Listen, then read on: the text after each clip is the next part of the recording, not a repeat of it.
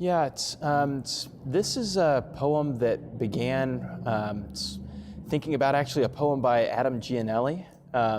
He's got a beautiful poem about light and dark, and I got to thinking about just trying an experiment with light effects in this poem.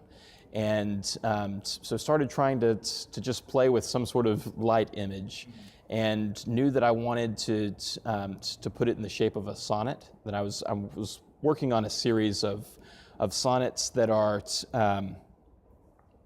they're in 28 lines.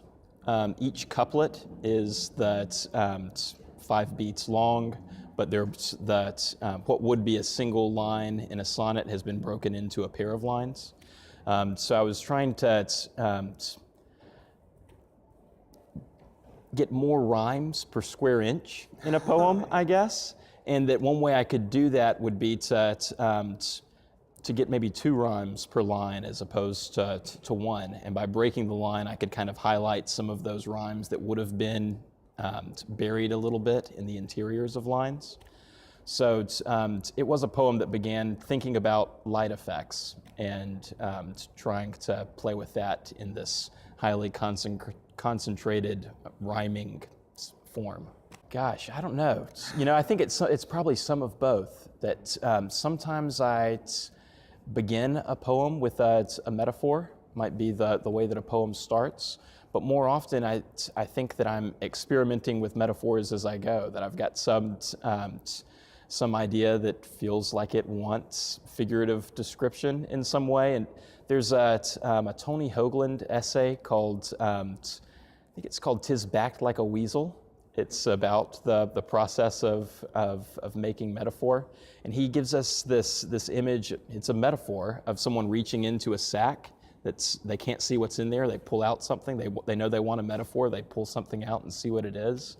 And most of the time it's not very interesting. It's a metaphor you've heard 1,000 times. It winds up being a cliche.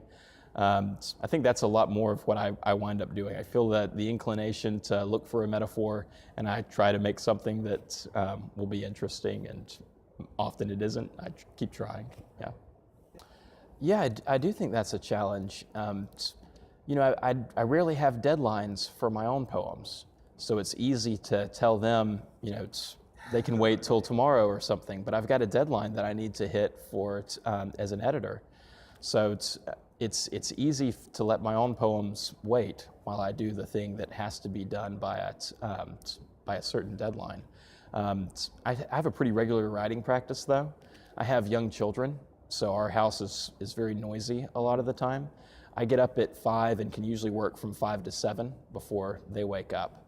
So that's usually time that's just dedicated to writing. But there is always the temptation to do the thing that must be done by a certain date and to make my poems wait. But I try to fight against that. Right, yeah.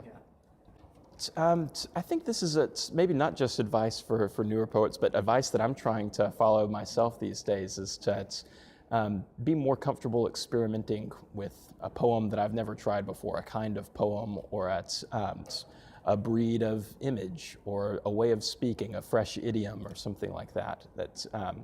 I'm feeling some pressure myself to want to keep things fresh and try experimenting with new things.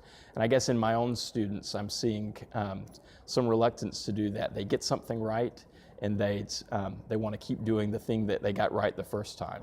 And I'm trying to encourage myself and my students too to keep trying something new. Yeah.